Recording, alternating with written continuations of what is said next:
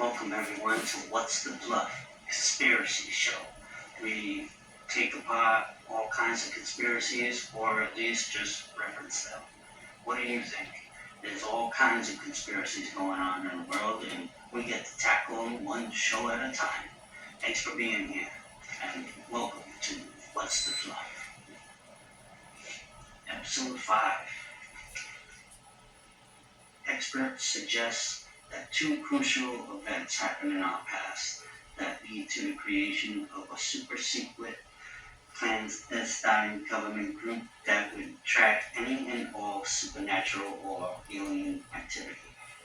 They would control all of the information. Those two events were the Battle of Los Angeles and, of course, the famous Roswell incident. The alleged classified group would be called the Majestic 12. 1947, Washington, D.C., the 12-member group was formed to investigate every report coming in fearing an impending alien threat. Who were these men?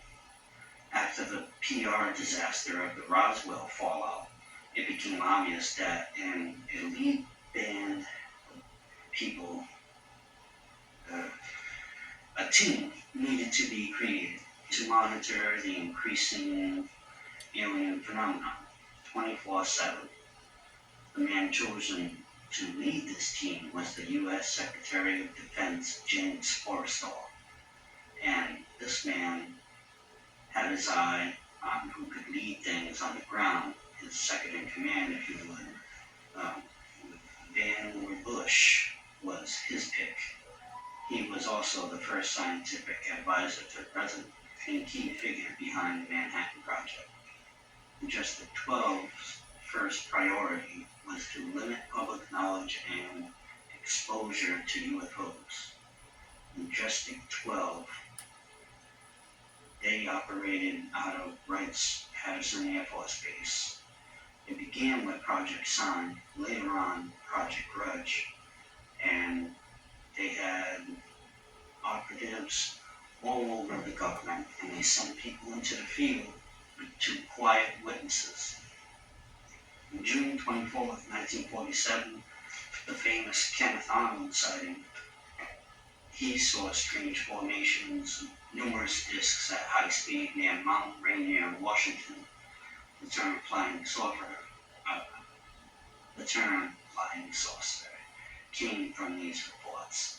It was in American news, Canadian news, all kinds of publications. The news sent shockwaves through Majestic 12, and they wondered how could something like this have slipped through their fingers. The press must be kept in the dark always, and classification must be at the level of the atomic bomb or higher. Some experts think that our atomic testing, our nuclear activity, everything sparked interest from other worlds, and soon Majestic 12 split into two factions. They couldn't decide what to do. One half wanted to tell the public, and the other half did not. Some speculate that the aliens used similar technology to power their ships, like those, that's too technical for me. 1949, Majestic 12 is at a crossroads. Forrestal feels it's time to tell, and March 19, 1949, President Truman forced James Forrestal to retire, say because of his declining health. They asked him to stand down, and then James checked into a nearby hospital and somehow committed suicide.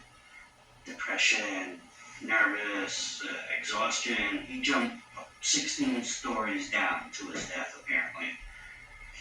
In the room, there was broken glass in his hospital bed, signs of a struggle.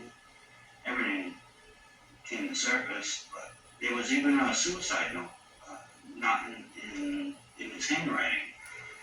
Military says classified, top secret. The autopsy, I don't know if that got out or not, I forgot. But pretty much keep it on the wraps. January 20th, 1953, in Washington, D.C., Dwight D. Eisenhower succeeds President Truman. He has a strong military background. He is the first president to be aware of alien activity before taking office. He experienced in 1952 aboard the USS Roosevelt during a NATO training exercise. Around 1:30 a.m., they saw a bright light hovering 100 feet for 20 minutes before it left. And as soon as he got into office, he demanded to know about it and no more. And Majestic 12 didn't like that. And, well, at the first congressional hearing, recently whistleblowers exposed this and elaborated on this, but the president sent a team to confront MJ-12 at Area 51, and MJ-12, Majestic 12, backed down and allowed access to sensitive info. The team returned to Washington, debriefed Eisenhower about the UFOs and aliens in Area 51, and, well, he was shocked, but nothing ever came from it, I guess. I don't know what happened there. Eisenhower's successor, JFK, had big ambitions. He stood up and demanded Majestic 12 release files, and 10 days after some kind of meeting, sending a letter, signing agreements with the Soviets, making peace when people didn't want to, well, what happened to him? So, yeah, what do you think about this conspiracy? It's pretty crazy. I don't know where to begin. I don't know how to elaborate.